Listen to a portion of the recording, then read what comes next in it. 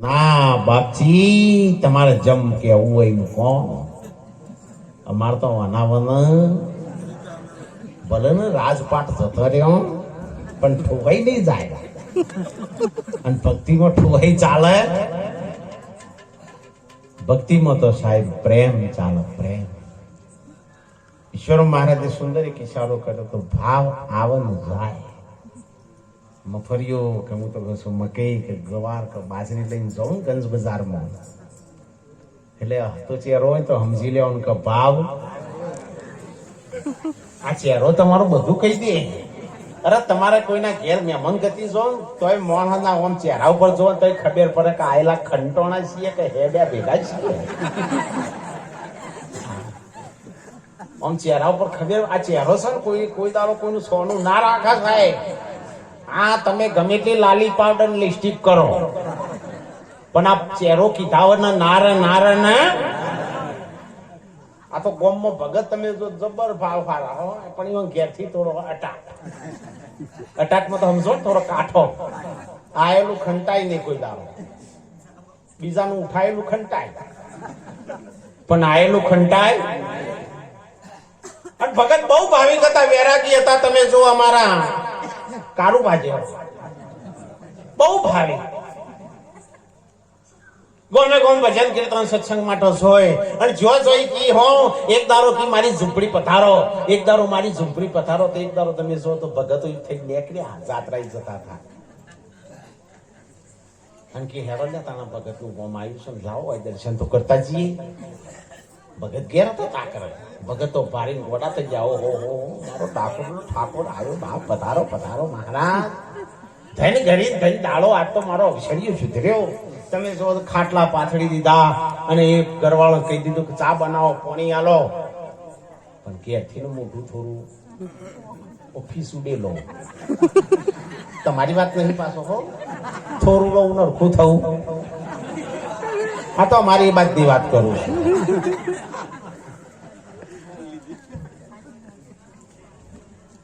બોલને ખબર પડી ગઈ કે આજ 500 જીની સીડીઓ પથારી ફરી જશે. આજ 500 ગીત જ્યું જોને કે ભગતો એવા ઠરેલા ઉલારા વાળા હતા, બેહ એવા હતા. ઠરવાનો મતલબ બેહ આ નહીં ચાંદના ઉલાડે સડેલો બધા. મેં કીધું જો ઠરું તો સારું છે, બાપ નકા પણ ઠારી નાખશું. ભગતો બેઠા, ચા પાણી કરાયો. ભગત કી ભક્તણી કહાડનો હાથન મેલો કે શીરો બનાવો, હું ઘી લઈ આવું બજારમાંથી, અટાયનો લઈ આવું. ભગત તો ઠેલી લઈને ભગતો બેઠ્યો. જતાણે યાદ તો મારે એનું ભરેલું પડ્યું છે, પણ તોય આ ભગત નાઠ્યા છે ને બજારમાં જ્યાં સીધું નહીં લઈને આવે કે તાણ આ ગમે તેમ ઘેરથી હોબેલું લઈને આવશે. અને પેલા ફફડ્યા તમે સત્રીની સાથી હોય તો હને ચાલ્યા રહ્યા.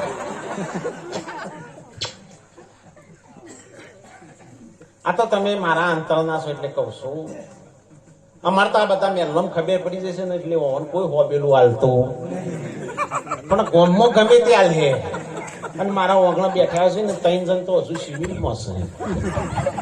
અને પેલા ભગતો પર કે મોત આવ્યો. પેલા કે હેડો લે ઉભા તો કે એમ ના જાઓ, માં મળશે તો મેર આવશે. એક કામ કરો, પાછલો દરવાજો ખોલું, સીધા ઈરડો વચ્ચે ફરો. કી બુન હારું છે તમે કીધું ને કે અમે તો મોત આવી ગયું હતું, અમે તો તીર્થ જઈએ છીએ અને બૈરા ભગાઈ જઈએ તો અમારે તો દશાગન થઈ જાય. પુણ્ય પાછલો દરવાજો ખુલ્લે, આ બાજુ ગત દરવાજા પેલી બાજુ ભગતો નીકળ્યા ને આ બાજુ ભગત સીધું લઈને આવ્યા. ભક્તોની ભગતો શું ગયા? અરે હું આવા ભગાતો તમારા કે છે કે રીહોણા, પણ કે છે એમ રીહોણા કે હોબેલું માજ્યું મી ના લીધે આ જોયું ભાઈ રડમ જો ગોડી કી આપણા ઘેર સંતો આયા હોય તારો હોબેલામ જીવ ભરાઈ ગયો. લાય હોબેલું લાય, મારા હાથમાં લાય. તો ના લે આવું અને ભગત ના હાથમાં હોબેલું ભાડ્યું. તમે જો પેલા ભગત પૂછવાની પસા ચાલ્યા ઘણા તો એરંડા ભાગતા ભાગતા નાખ્યા.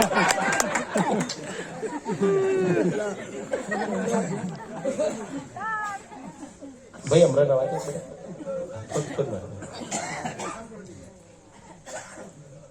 ભગત પૂછવાની કે ભાઈ મોનો ના મોનો તો હાથ બૂન ના કેરવો તો આ બરા બૈરા ભાજી છું. આ અકર કરાશે ને હું આવે સાચી વાત તો મારો ભગવાન નો હતો. બોલવાની બુદ્ધિ દાદ દેવા જેવું નહીં. અરે તમે વિચાર તો કરો સાહેબ, જે તારા રંગ મેલ જોવા માટે દુર્યોધન દુશાસન શકુની આયા અને એવો મેલ બનાવેલો તમે જો તો જો પોણી દેખાય તો પોણી ના હોય અને સાહેબ જો પોણી હોય તો કશું દેખાય નહીં. આવો રંગ મેલ બનાવેલો તમે જો તો દુર્યોધન સીધો જ તમે જો તો પેલો લુકરો ધર કરે પોણી ભાર્યો એટલે કે મારો બેટો મેલ ગજબ બનાવ્યો સાતો. પોણી ના દેખોણું ઈકન તમે જો તો હરંગ હેડર પડ્યો વચમાં અને દ્રૌપદી ખડખડાટ હસી તો હસી પણ એની જીભ લપસી. આ મહાભારત રચણો આ જીભમાંથી એમ તમે તમારી લોલી હારી રાખજો તો મહાભારત નહીં રચવાય. નકે નહીં જો પાડોશમાં થોડું ખટાપટ થયેલું હોય અને નહીં મેલમ કૂતરી આવી મારી બોલમ પેલમ થાય કે ના થાય.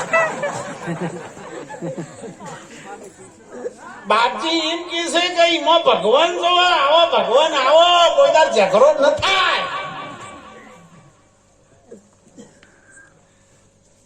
દ્રૌપદી હસતો હસતો એટલું બોલી ધરોના છોકરા ધરા જેવા. અરે દાદા દુશાસને આમ ઢોંગ ઉપર હાથ પસાડીને કીધું તું સાહેબ ફરી સભાની અંદર દ્રૌપદી જો મારી જોંગ ઉપર ના બેહું તો હું છત્રીનો દેખાવ એમ તમે તમારી જીભ હારી રાખો તો ઉના રોટલા ના આવે. જીભ હારી રાખો અને આ જીભમાં કદાચ રમણ ભમર આવી ગયું તો હું ઉના રોટલા આવું કશું ઉના તાવે તા આવું.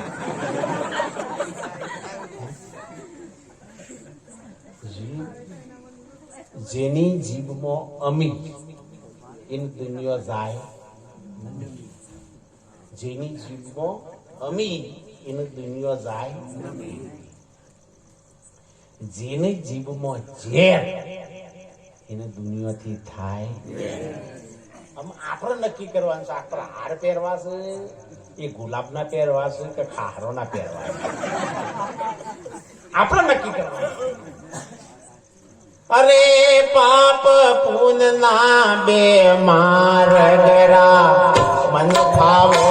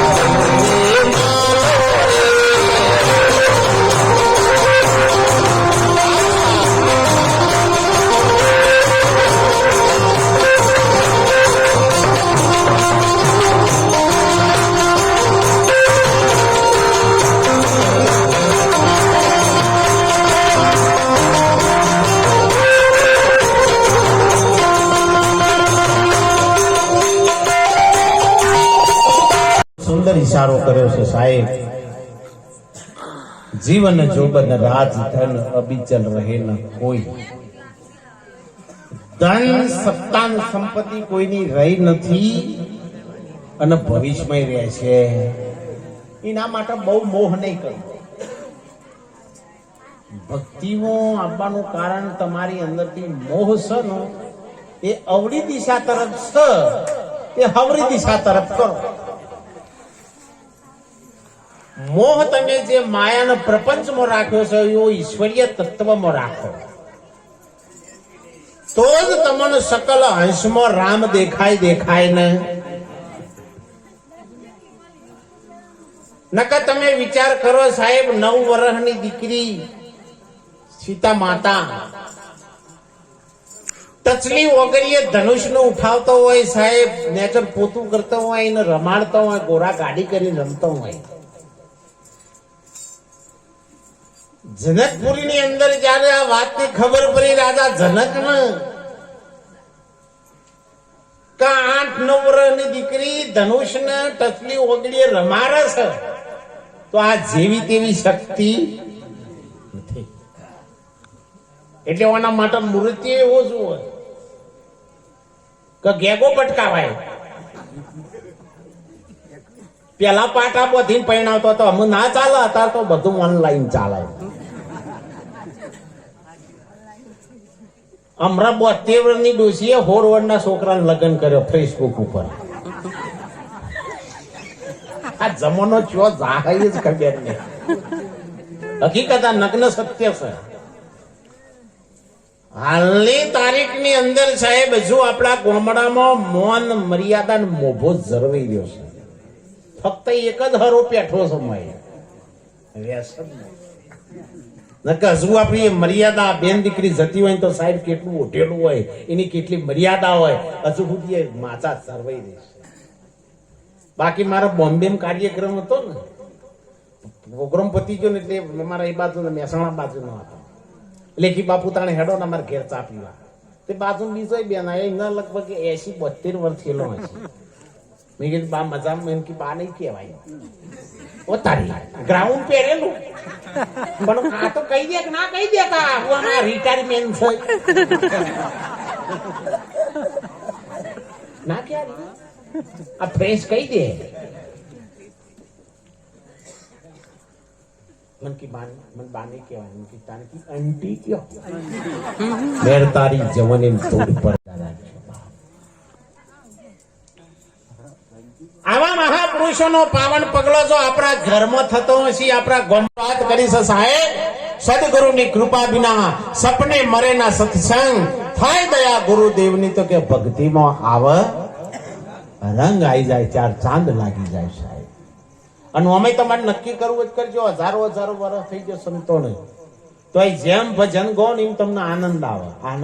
એનું એ જ ભજન 10 વખત ગો તો આનંદ આવે ને. તારા આત્માનો ઓળશે આવીના રે 184 નહીં મટો તારી બ્રહ્મનાયો ભાજારીના આ ભવનો ફેરો. તમે જો કેટલો વર્ષો થઈ ગયો, પણ અત્યારે આ એ ભજન ગઈએ તો આનંદ આવે છે ને અરવિંદભાઈ? અરે દાદા મેકરન નો ભજન કહો સાહેબ, બાબા સવારામ નો ભજન કહો, સતાર સાહેબ નો ભજન કહો, મીરાબાઈ નો, નરસિંહ મહેતા નો સાહેબ, ગમે મહાપુરુષ નો ભજન કહો ને સાહેબ, પણ આનંદ આવે અને પણ કાલ્પનિક વાણી છે ને એમાં કોઈ દર આનંદ ના આવે, આનંદ ક્ષણિક જ આવે. ઘણા વર્ષ પેલો નતું આવ્યું ગોરે ગાલો પે કાલા કાલા ચશ્મા, પણ વી કોઈ સાચું ના રહે, કારણ કે કાલ્પનિક વાણી છે એ કોઈ દા ટક, શાશ્વત વાણી છે એ કાયમ ટક અને જીવનમાં અજવાળું કરે. કાલ્પનિક વાણી સાહેબ દોષ રહી છે, દોષવાળી છે, એ તમને ડરાવન બીજાને બિરરાવ, અવરો બાળક પકડાવો. એના પછી એ જીવન પાછું આવ્યું કે તે રેંગને મેં મેરા ક્યાં કામ હૈ. એટલે ઘણો હોય તમે જો દિવાલો કઈ નાસી, ઘણો હોય વારો કઈ નાસી કે મરું તોય તારા ઓગણ. આ વાણીની વિપરીત અસર, જેમ ગો ને તમને વિપરીત અસર થાય સાહેબ. હે એ જૂન પાછું આવ્યું કારચું કાપીને કકરા કરું. એ જૂન પાછું આવ્યું રાધા તાર આવવાને ગમતું. આ કાયમ રસ હોય. એ જૂન પાછું આવ્યું. મોમો મારો બપમ બપમ ગાડી લાવે. એટલે મોમાન મોમેરાનો વેત નહીં મિલકી.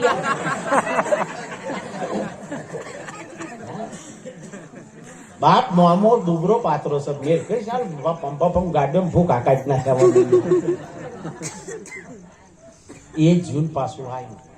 ₹1,00,000 ગાગરો લઈ આવ્યો. અમારે ₹1,00,000 કાપડ છે એટલું આવે કોઈ દર માથું ખરું. વિચાર પરમ જ્ઞાન વિચાર કરો તો જ જ્ઞાન થાય. અને પેલા બાપ અમારી માતાઓ હજુ ઉંમર લાયક બેઠો છે. એ ઉંમર લાયક માતાઓ પેલા ગાંઠડા પહેરતો 100 7 ફૂટના. એની કેરીઓ એવી મજબૂત હતી. અત્યારે 3 ફૂટની ગાગરીઓ પહેરે. આ ₹1,00,000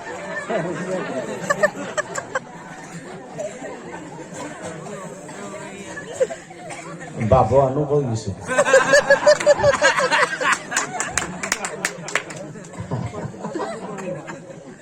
તમે જુઓ તો ખરા આ ₹1,00,000 કાપડ બઈના ઉપર નાખો તો બઈ ઊભી થાય કે મરી જાય રૂંધાઈ. વિચાર તો ખરો ગાવા વાળી બોન જ નહીં જાય. એ જૂન પાછું આવ્યું તમે જુઓ તો હું વાત કરો છો.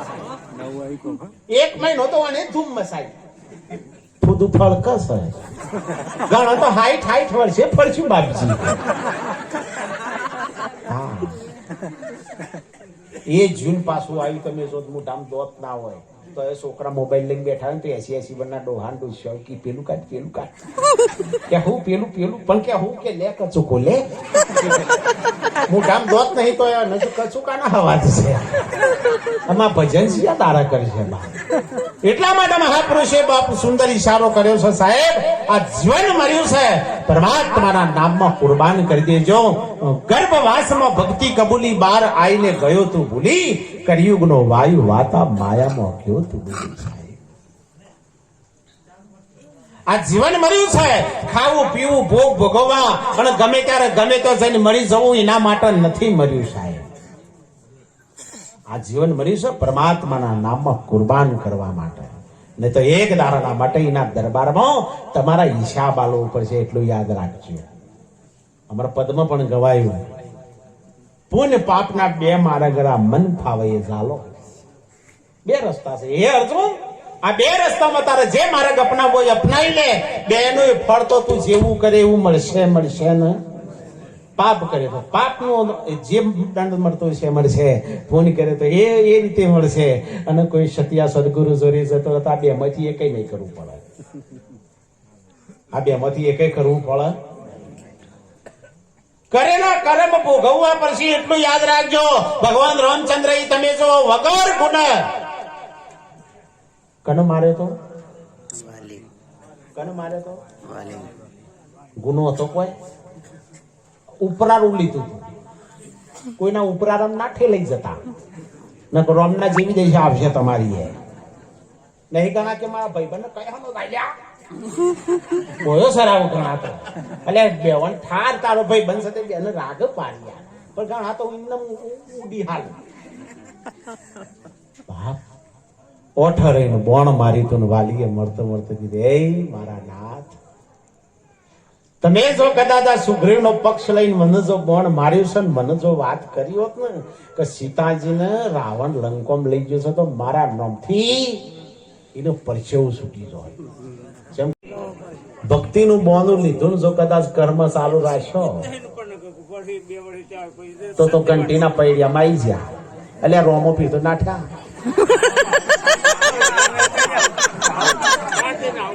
જોરો લેતા છો.